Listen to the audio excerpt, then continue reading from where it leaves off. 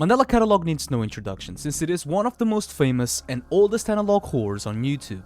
As the title already spoiled you, in this video, I'll be ranking every single episode of Mandela Catalog. Welcome to the Sir Chris Plus channel, where I post whatever I want. Let's begin.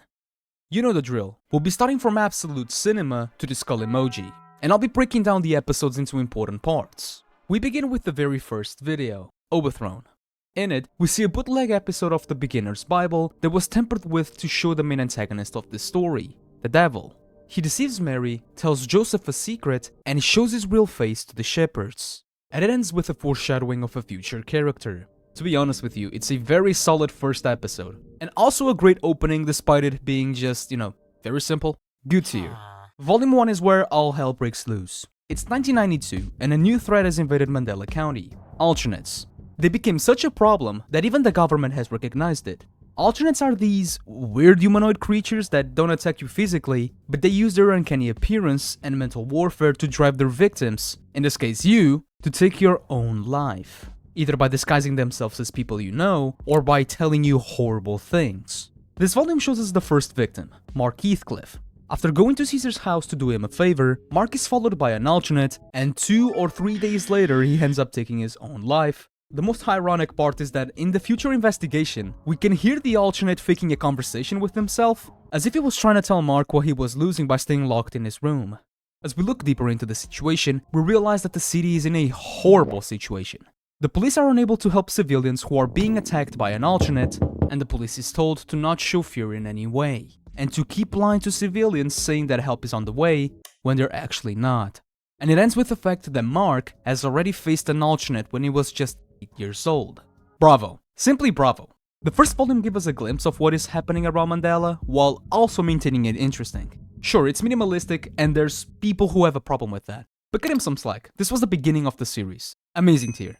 Intruder Alert informs us that 3,400 children have gone missing from the counties of Bytorn, Mandela, Warwickshire, and Wanderer. And now civilians, most importantly children, should stay away from televisions due to this guy. One family ends up not following that order, causing their child to be snatched and the mother to take her own life. Again, foreshadowing a future event. It ends with Thatcher Davis, a police officer from Mandela County, analyzing the footage of the previous family, which showed an alternate tampering with the cadaver. The information was good and also showed future characters. However, not as strong as the previous episodes. Now, one of the smallest, yet the most important episode, M.A.D. Metaphysical Awareness Disorder, or M.A.D. for short, is an ancient mental disorder that has been making a comeback in 1982. This mental disorder is transmitted by alternates and has a 97% chance of making the victim take their own life. This video would also contain a questionable part which says, avoid excessively frequent religious practices, which raises the question of whether the alternates specifically target religious people, or if the alternate wants you to lose hope. If we compare this video to the others, this one is weak, however, the information is very strong specifically because we'll see future characters dying from M.A.D. It's gonna be the first in the could be better tier. Exhibition is just a episode. Let me explain. Exhibition is a video that shows a compilation of recordings found inside Mark's personal camcorder that is being reviewed by Thatcher Davis. And it also contains small glimpses of what's going to happen. Again, another foreshadowing. Mark's camcorder showed him going to Caesar's house, him going to the church at night, and an alternate trying to mess with him in his room, even turning on his television. And it ends with Thatcher Davis saying that Mark had been paranoid for some time before taking his own life. And with a mention that the government has made an order for all civilians to destroy their televisions and mirrors without any compensation. I worked for this, no! Why is my family dead? For me it's a tier since it's very predictable. Someone had to investigate Mark's death, despite the conclusion being very depressing. Depressing, but at the same time realistic. I don't know, this episode is just whatever, I guess. Just to make it clear, if a video is in this tier or even in lower tiers, it does not mean that I hate it. And now we have volume 2. It's 2009, and we follow Adam and Jonah, 2 co-workers who work for the Bytorn Paranormal Society. These 2 are worse than a couple. Adam tolerates Jonah because he has no one else to work with, while Jonah is a sarcastic friend that doesn't take their job seriously. Until shit hits the fan. Both were wanted by the FBI for operating an illegal business, stealing cars, and also for breaking into crime scenes, as we can see later in Volume 4. These 2 eventually receive a call from a woman who was out on a business trip, where she wanted them to get rid of the soul of her dead cat, paying them handsomely. Their paranormal investigation began, and nothing happens until the last day, when alternates began to mess with their equipment. Jonah gets absolutely terrified, and at night, he leaves Adam behind to die alone. But Alex has a weird sense of humor. Jonah, trying to preserve himself, ends up dying, while Adam, who took the risk, is spared, finds Jonah's dead body, takes the car and leaves him behind to rot. Oh my... Amazing tier. I'll die on this hill. Volume 3 is where everything begins to make sense. It gives the backstory of Adam Ray, one of the most important characters until Volume 4. Adam's parents divorced when he was just 6, with his mother now taking care of him most of the time. Adam was not your normal child.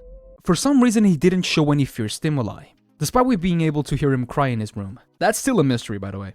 With that aside, it also gives more spotlight to Thatcher Davis, the most badass character out there. Thatcher Davis is a lieutenant who is seeing his city getting destroyed with little to nothing that he can do. Whatever he does is apparently not enough for the amount of missing files flooding his office, and slowly he's becoming short-staffed. And we also get to see Dave Lee, who? We'll get to him in a minute. This volume is where they finally find Mark's corpse and the investigation begins. This volume goes even deeper into Mark's investigation, his notebook, his tapes, his camcorder footage, and the fact that Mark shot 20 bullets. Wow. Thatcher eventually gets a call from Jude Murray, Adam's father, telling that someone squad wiped the family, and he doesn't know what to do. When Thatcher gets there with Ruth, Jude for some reason is nowhere to be seen. The alternates try to ambush Thatcher, but thankfully failed, and the volume ends with Thatcher being faced at the station by an alternate simply to meet the same result that Mark found. They're immune to bullets. Absolute cinema. Just the shots and the amount of quality speaks for itself. Every Day Gets Brighter. Every Day Gets Brighter simply shows Thatcher grieving in his own thoughts, but in the midst of his sorrow, we see a turning point. A promise to kill the alternate even if that's the last thing he would do. Not bending nor bowing before a demonic entity, especially after seeing so many fall, is so badass. And if you tell me that I'm biased, maybe you're right. Good tier. Interlude is like your friend that is always sending reels, but in reality it's just brain rot smooth brain videos. I'm that friend, by the way. Interlude showed a few photos of what's to come in the next volume. The station, Sarah saying that she had a message for Adam, and the United States message saying that the threat was neutralized and normal life could finally resume. In this mini episode, we understand that alternates, more specifically doppelgangers, are also prone to mistakes, in which one of their mistakes was the preacher and a character named O'Brien. And that's it. Armed here. The fourth volume picks up where we left off in volume 2. It first showed that the devil had fooled Adam into eating the fruit of knowledge, somewhat different from the Bible. We later see Adam driving home and telling Sarah, Mark's sister and also the founder of the Bites One Paranormal Society, what happened. She's obviously not happy, thus forcing him to make a farewell message to post on their blog. Here is where questions start to arise. Eventually in a glitch, Sarah sees Adam saying that he's not the one writing, which is immediately confirmed by an alternate playing his words back on him with more emotion, as a way to rage bait him. And it works. Shut the fuck up! The lion doesn't worry about his alternate. Thatcher is still in grief, because in his head, he left Ruth behind to die in that house, but little did he know that Ruth had already died, and the one talking to him was actually an alternate. The situation is not looking good for Mandela. The number of residents has been plummeting to a rate where soon it will become a ghost town. If things couldn't get any worse, Dave Lee, the owner of Mandela Tech that was helping Davis all these years with the tapes, closed down his business due to lack of customers, and was now moving on with his life. By moving on, I mean getting fooled by O'Brien and dying at the entrance of Gabriel's church by the man himself. Eventually Evelyn, Adam's ex-girlfriend, looking for a job, ends up going to the station where she gets a little too curious and almost pay the price? We don't know. Either way, absolute cinema. This episode not only filled a lot of holes in the story, but also, just look at the quality upgrade, the scenes and the empty feeling of Mandela. Simply lovely. Now we move on to the first secret video posted on the Genesis Apocryphon channel. The first video was simply the corrupted footage of the episode Jesus is Born, which simply had missing audio. The wholesome thing is that there were comments thinking that this was just a normal re-upload of the beginner's Bible tape. Oh, little did they know. In the second one, it showed characters disappearing, faces being censored, and even a realistic human staring at Gabriel. And the third simply showed random photos that didn't make any sense, unless we went to the website. I guess you know where these are going. Now we have the restored edition of the first volume. Honestly, didn't change much, at least story-wise, but it did fix one of the quote-unquote issues that I had with the first volume. At least in this version, Alex added a lot of footage and in general made it more visually appealing, but nothing more to say honestly. I would have rather watched this version than the first, but it is what it is. Amazing tier. Mandela Catalyst. This can be resumed pretty quickly. Mandela Catalyst shows us a new station that despite all the episodes that exist in the channel, it only appeared once.